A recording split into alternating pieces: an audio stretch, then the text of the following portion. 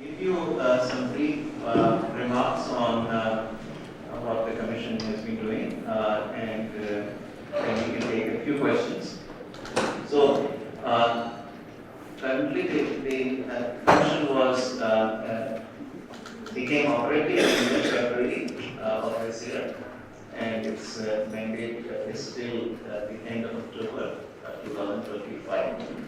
So from here now we have approximately a year left within which to fully prepare the final report and submit it to the Government of India. One integral part of the Commission's work consists in visiting every single state. We started that process soon after the elections, soon after the parliamentary elections. And Nagaland is our 10th state. We started with Himachal Pradesh and then have gone to, I'm not sure I'll be able to name all the states, but a large number of them I will name to you. Rajasthan, we have been to Chhattisgarh, Telangana, Karnataka, Gujarat.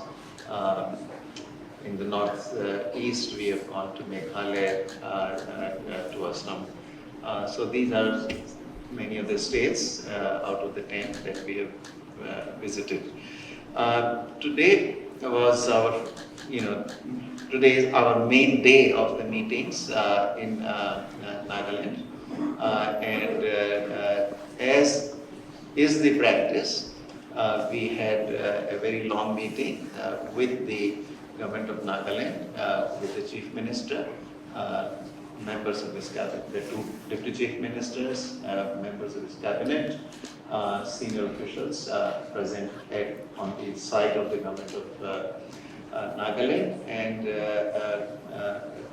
on the Commission side, the members and myself, and our senior staff present. Chief Minister spoke, gave a long address where he outlined the needs of Nagaland and what his expectations were from the Commission. He was also preceded by the Chief Secretary, who gave a few remarks on the progress that Nagaland had made in brief. And after the Chief Secretary and the Chief Minister had spoken, I spoke, where I gave my thoughts, my initial thoughts. And then we had a very long presentation by the ACS, the Additional Chief Secretary, Finance, again as per the practice. And that presentation is the major part of the meeting. And this long presentation was about how the economy of Nagaland has evolved and how it is performing. But a large part of the presentation is about the finances of Nagaland, and then it also outlines what the Government of Nagaland expects from the Commission.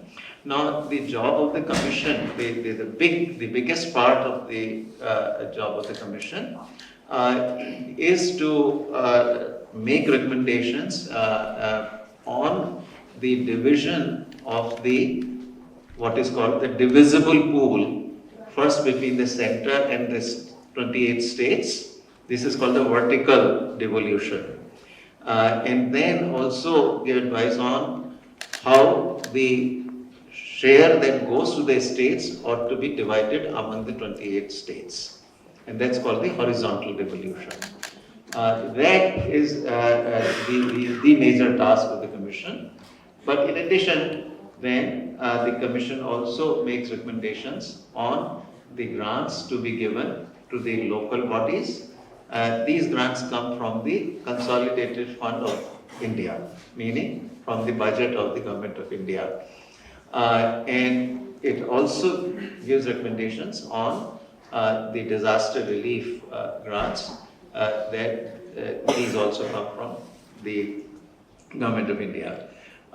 So these are the main. Then there are provisions for possibly state-specific and sector-specific grants. which may be, about education sector or health sector. These are very much in the spirit of some of the centrally sponsored schemes that take place as well. Areas that are covered sometimes, covered quite well also by the centrally sponsored schemes. So that is the context of the meeting, and this is in that context that the government of Nagaland also gave its recommendations, and so on vertical devolution, meaning the apportionment of the divisible pool between the center and the states, the main demand of the government of Nagaland was that there are certain cesses and surcharges that the government of India levies, and these are not included in the divisible pool. They are not included in the pool of resources, pool of revenues from which are shared with the states. Instead, they 100% go directly to the central government. This is as per the current provision of the constitution. So the plea from the government of Nagaland was that over time these cesses and surcharges have grown larger and larger, and since they are not shared with the states, states are being deprived of their share in the what ought to be part of the divisible pool. So they would like the cesses and surcharges to be somehow included in the divisible pool, or somehow adjust the share of the states in a way that these losses are compensated for. So that's on the vertical devolution. On horizontal, which relates to how the share of the 28 states ought to be divided among the different states. The conventional criteria have been like, one important criterion that is used is income distance, which means that, how much lower the per capita income of a state is relative to the average of the country, or generally what most commissions have taken is the richest state with the highest per capita income. So therefore the idea is that the poorer is a state, the lower the per capita income of a state, larger the share of that state according to this criterion. Okay.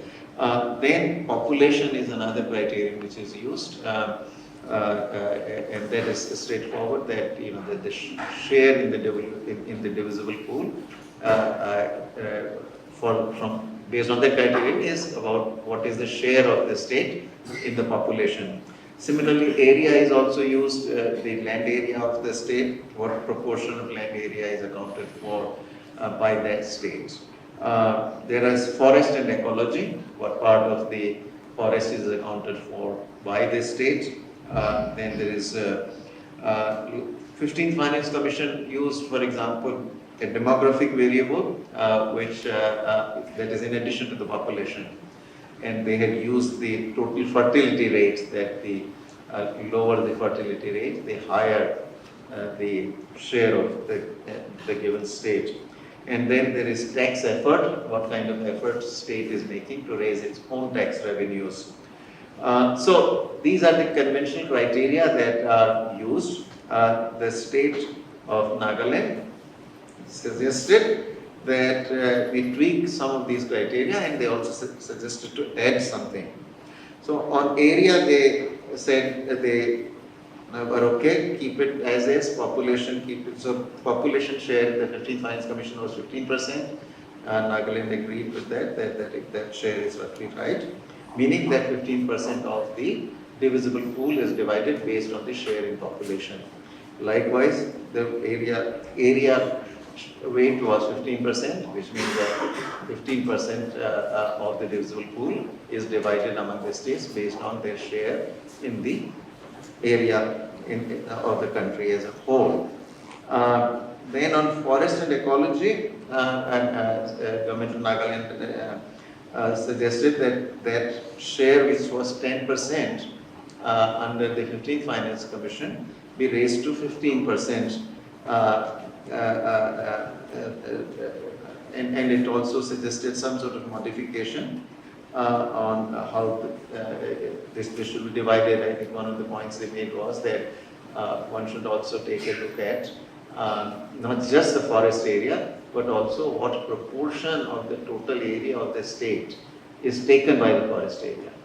Because the larger the area, larger the proportion of the total area taken up by the forest, the less area is left there for other economic activities. And so that ought to be taken into account as well. So two modifications on that. One, increase the share of the divisible pool, which is dispersed based on forest and ecology from 10% to 50%, and modify the criterion of forest. Demographic performance is left as is. Tax effort, they left it as is, which was 12.5% for demographic performance, that is the TFR, and for tax effort 2.5%, and they left it as is. Then the government also suggested factoring in a disability index, and it had a number of characteristics defining disability of a state, based on, for example, hilly terrain of the state, features such as those which contribute to higher costs of performing any economic activities. So that is then the state has also asked for a number of other grants. One area where this was a very new thing for the Commission, which the state added, is about having some sort of capital deficit grant. Conventionally, commissions have given what are called the revenue deficit grants, but in addition to the revenue deficit grants, Nagaland said that there ought to be also capital deficit grants because of Nagaland's special circumstances. This is not something that conventionally any of the commissions have done in the past. We had 15 commissions in the past.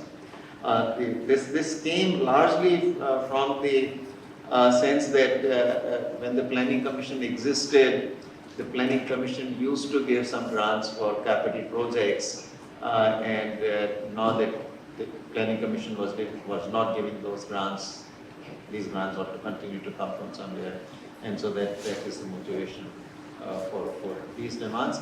And then there were several project-specific grants, a number of them they listed, which is another long list of projects. So there is something for airport, for example. There's foothill roads, drones and special technology services, renewable energy project, hydropower generation, mineral exploration. So a number of these projects also for which the state has asked for grants. So that's the overview of the presentation. And then, as far as the meeting was concerned, I spoke, our members asked a number of questions, to which then the Chief Secretary and the SES Finance gave the answers.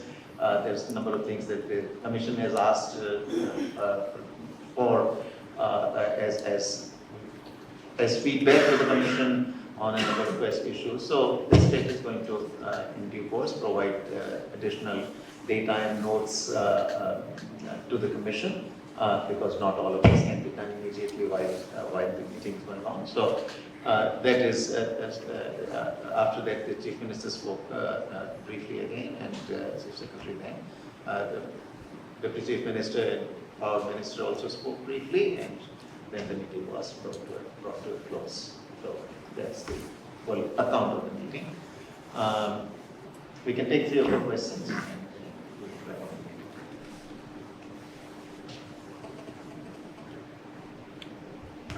Good afternoon, sir. My name is Aswini from Akashvani. So I wanted to ask you, what is your general observation of current economic status of Nagaland, and what are the some immediate measures that you can suggest for the state to implement? So right now, as I mentioned, this is our 10th state only.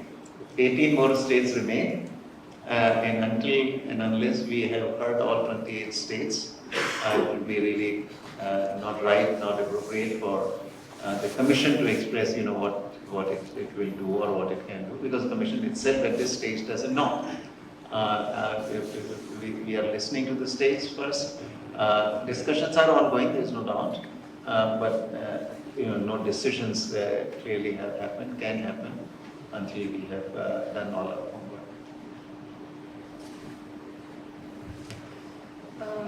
Deficit budget has always been a feature of Nagaland, propelled by... Sorry, what has been a feature? Deficit budget has always been a feature of Nagaland, propelled by, committed expenditures. So in this regard, could the Finance Commission suggest some fiscal reforms or offer financial support to help Nagaland manage its expenditures effectively while freeing up resources for development?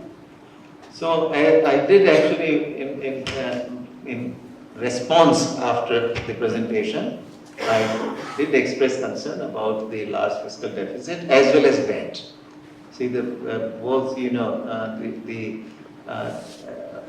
debt to GDP ratio or debt to GSDP ratio, gross state domestic product ratio of Nagaland is quite high, and the fiscal deficits are also continuing to be large. So it is a bit of a concern from the overall macroeconomic stability viewpoint. Now, what can the Commission do and what advice the Commission might give, that is still a little premature for me to say. But at some point, Nagaland is not the only state with this issue. There are some other states as well. And so Commission is very likely to say something about all those states where macroeconomic imbalances are large and they need to be addressed.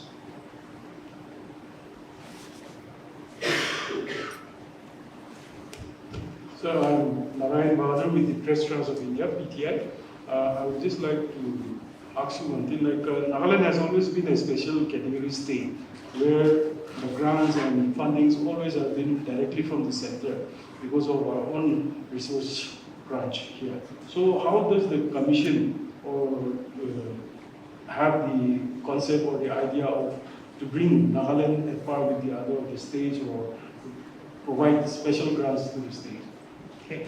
Now, remember that the special category status was something that related to the grants that were given by the World Bank, and so by the Planning Commission, and since the Planning Commission really no longer gives any grants, in a substantive sense, the special category status is no more a factor, although there is some special treatment that happens. For example, in the centrally sponsored schemes, in many schemes where other states get only 60% contribution by the central government, in Nagaland's case it's 90%. So there are some special features that are continuing. But Nagaland is raising part of some of it, not as much as one would like it to, but it is raising some of its own revenue as well.